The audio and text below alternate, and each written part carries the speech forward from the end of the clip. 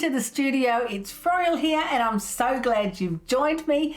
Now I have another stencil design to share with you today. It's really exciting, although I'm a little nervous because it is very personal. I have a personal story with this particular stencil design.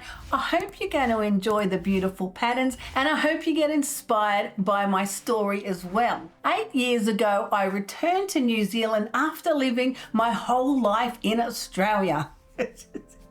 My beautiful best friend Alison harassed me into finding my birth parents as I was adopted at 7 days old. I did find my birth parents and I found where I came from, the story of my conception, why I was given away in adoption, and the whole unfolding of the journey. Now I did do an episode talking about my personal story in this video here, and you can watch it if you're interested in what it feels like to actually find your birth family. It's incredibly terrifying, liberating at the same time. It has completely changed my life and empowered me as a person.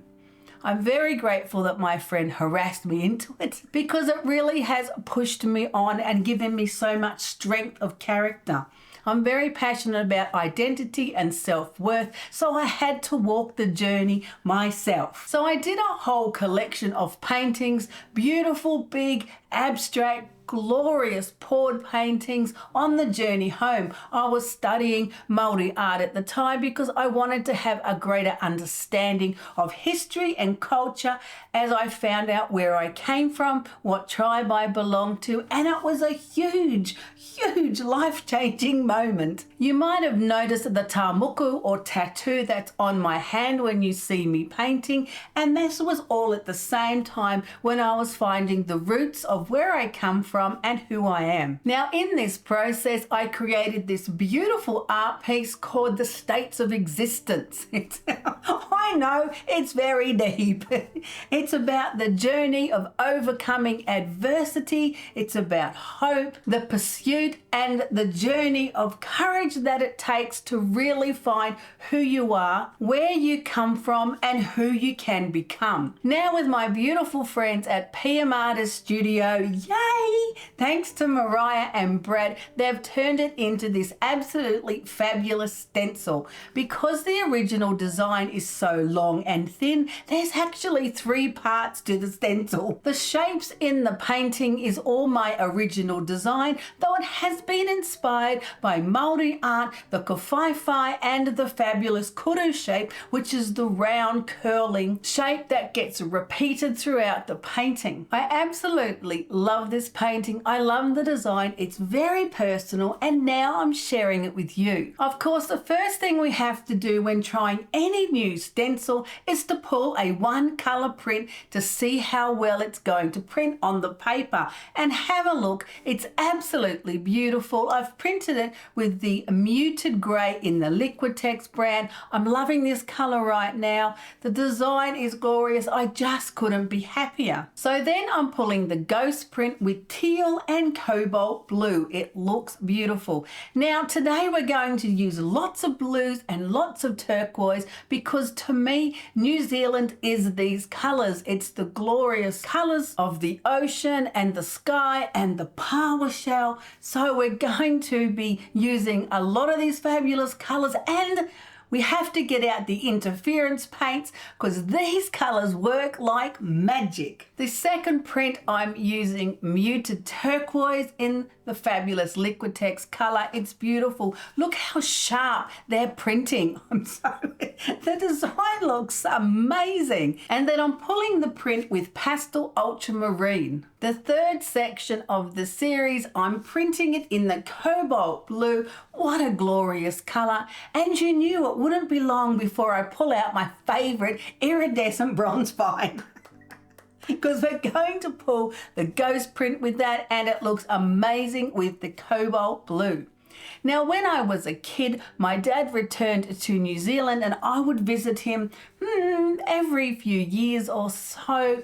And these beautiful colours always reminded me of New Zealand. So we have to jump in today and explore with these colours because it just feels right. It feels like home. Now there are 3 stencils or 3 parts to complete the full length of the original design, but it really doesn't matter if you use one, the middle or the end, or get them back to front or turn them upside down. Definitely don't stress over it if you're using the stencils, which way they have to go. What I love about this design is the continuous flow. You see how these lines here continuously flow through the design and it just flows in the journey. Now this is the kuru, which is the uncurling of the fern frond, and it represents hope. To me also, these curling shapes here represent the waves that lapped up onto the waka when the first Māori landed on the shores of Aotearoa. I mean, how brave would you be to put your family or your belongings into a dugout canoe and launch out into the ocean looking for a land, looking for somewhere to settle and grow? Incredible strength and hope and endurance. So to me, the design of the painting and the stencils is about hope, it's about endurance, and it's the strength of pushing through and overcoming the obstacles. And we all have them. In the original painting, it's black and white and silver, which really does represent overcoming the obstacles of the light and the dark and the shades of existence that we all have to push through. So I really hope when you look at the stencils and when you actually put them in your artwork, you feel that sense of hope, but strength and endurance. Because really your best superpower is going to be persistence. If you're doing anything in life, not just creating art, but anything at all, you need the persistence to keep driving forward to overcome the obstacles. And we all have obstacles. If you look at my tamuku here or my tattoo, you can see the same shapes. The kuru coming in here and the kawhaiwhai, 2 streams joining together to create who I am now, the reconnection of Aotearoa, and the symbols along here represent the history of the generations that have come before me, where I am now, and a connection to the future of who we can become. I know it's very significant and very deep. But I want to share the story with you because it's very personal, and I think Mariah and Brad did the most incredible job turning them into these amazing stencil designs. Now we're going to have to bring in some of the power colours because it's just wrong to not. This is the beautiful power, which actually could be called abalone in your country depending on where you are. It has that incredible opalescent colour in the shell, and we can create that with the interference paints. I've got a couple of the shells here. They're absolutely beautiful. I love this colour. I even have this colour in here in my tamuku because I love it so much. Also, these shapes here represent my children. But maybe we won't go too deep. So let's pull out the interference paints and have a little play with these beautiful colours. They work like magic. Now the pawa is a Māori word and it's actually an edible sea snail. Not that I personally eat it, but my sister does. A lot of people like it. I don't like so much. When you first put the interference paints on the plate, they look like nothing. You actually can't see them much at all over a white background. It's not until you actually put a dark background or pull them onto a black piece of cardstock, which is what I'm doing here, that you see the absolute magic of these paints. Don't they look incredible? I'm using interference blue and interference green, and these are a golden full body paint. I find on the gel plate, especially with stencils, that the full body works a lot better than the fluid. Now the print on the black cardstock is a little smudgy because I did put a little too much paint on.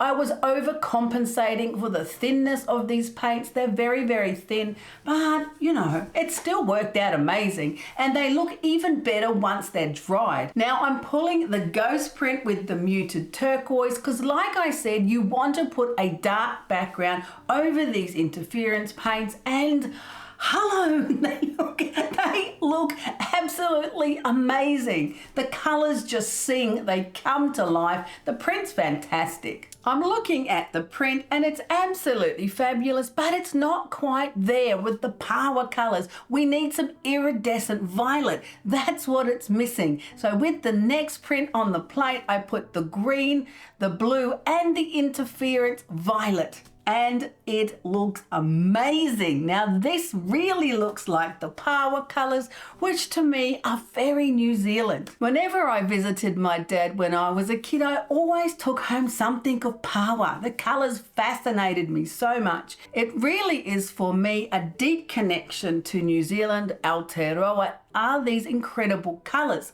So I think it's quite apt using them with my beautiful new stencils. Again, I did have a bit much paint on the gel plate. I was overcompensating. So it's printed a little smudgy, but I love the colours and look how fun the print is.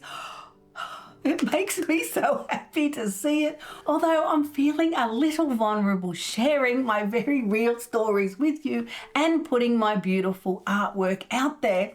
It's a little scary sometimes being so real. The colours are absolutely beautiful. The power significance is deep and the print turned out exactly how I'd hoped. I'm just so happy with it. Of course, we have to move on. There's so many more ideas to try. So now I'm busting out the iridescent bronze fine. Let's have a look at that, put it on the plate and see how it prints. Now, for some unknown reason, it didn't want to pull up off the plate. I know, some days it's just like that. Don't let that bother you. Your print doesn't have to stay the same way. So I pulled out a baby wipe and I'm wiping out some of the areas because it just didn't pick up off the paper. Can't tell you why. Maybe it was too dry, maybe I left it too long, maybe I was just getting carried away in all of my pursuit. But if you wipe off some of the areas in the stencil, then that's going to print better when you're pulling the ghost print. If you're not happy with how your print pulls up, don't stress out, just fix it, change it, wipe out some areas or add some areas. You can add more layers onto it before you pull that second print. There's so many ways to fix the Gelli prints. There's so many ways to change them to make them more unique and create even deeper, beautiful works of art. So I wiped out some of the iridescent bronze and cleaned up some of the shapes, and then I thought, let's mix the interference paint with some of the turquoise because then it creates a beautiful pearlescent tone. Yes, I know, it's glorious. You can actually do that with any of the interference paints, mix them with standard solid colors, and it just gives that color a beautiful pearlescent look. I know, you could have a little experiment with that. You could do it with all the colors. You really can go down all sorts of rabbit holes once you start creating and printing and experimenting with these incredible colors. The print pulled up beautiful. The color of the paint that I created looks fabulous with the bronze, and I'm really loving the print. Yay! You gotta love it when it works. Now, what I like about it is to see some of the areas that I had wiped out and some of the areas I didn't. So it's got beautiful big lots of the areas of the iridescent bronze, but you can still see the fine lines of the stencil. Actually worked better than I thought it might. Now, of course, we couldn't stop there. Mariah made some absolutely amazing foam stamps of the same design from the 3 sections of the paintings. She's made the stamps and they look amazing. They're so detailed in the creation of them. I'm quite amazed that you can get such fine lines with the foam of the stamps. It really is incredible. Of course, I'm using it with paint, so it's a little bit more smudgy. If you used it with an ink pad, it would leave a finer mark, but hey, we're on a roll. Paint's everywhere, we're splashing around. I pulled out a piece of ordinary black tissue. I've got my iridescent bronze fine, and I'm stamping like a crazy person. I was only going to do a few to try the design, but I ended up covering the whole piece. It looks amazing. It's going to be incredible to tear off different sections and put them in my collage. The pattern's absolutely beautiful, especially when you put it all together like that. It looks like one big beautiful design. Make great fabric, I'm thinking. Look how incredible it looks, and look at the beautiful bronze paint on the stamps. You can really see the intricacies of the designs when they're all layered in paint like that. Yes, I did have to rush off and go and wash them because you don't want to let that acrylic paint dry on those beautiful, finely created foam stamps, or you won't get it back off again. So off we go and wash them, keep them clean, look after them because they really are incredible and worth looking after. What else can we do with these beautiful jelly prints? Well, I printed them onto the Japanese sketch pad rice paper. Beautiful absorbent, it prints really well, and if you turn it over and spray onto the back, that color is going to bleed through to the front. So of course I had to attack a few of my prints. I added some of the icings in licorice onto the first one with the cobalt blue, and then I pulled out the one that I did with the iridescent bronze fine. It didn't print overly well or strong. It didn't want to pick up. That's the one that I ended up wiping some of those sections off, but it looks all right on the paper. Turned it over, put some of the icing spray on it. Must have been in a magenta. It was a little too pink. So then I pulled out the coffee in the icings, sprayed it all over with the coffee, and the color deepened the tone, and it looks beautiful. Have a look when I flipped it over, how gorgeous that print is now. I like the way the color seeps through the paper, turns up on the front without actually covering it entirely all over the front. Yeah, it works good, loving it. So then I took one of the other prints and decided we needed a little bit more bling.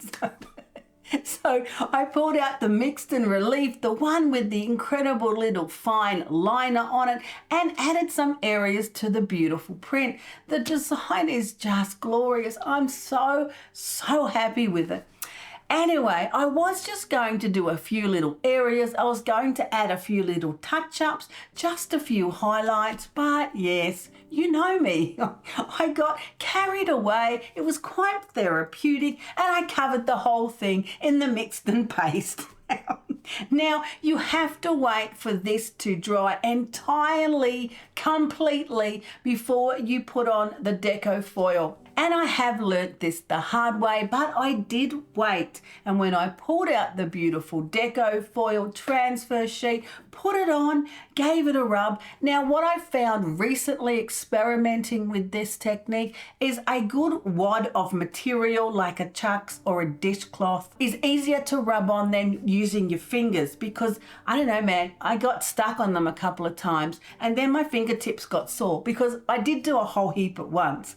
So a little bit of material just kind of scrunched up in a ball, rubbing it on the transfer foil is really easy because it glides over the foil sheet a lot smoother. So it's just a lot easier. And then when you pull it off, ta-da, ta-da!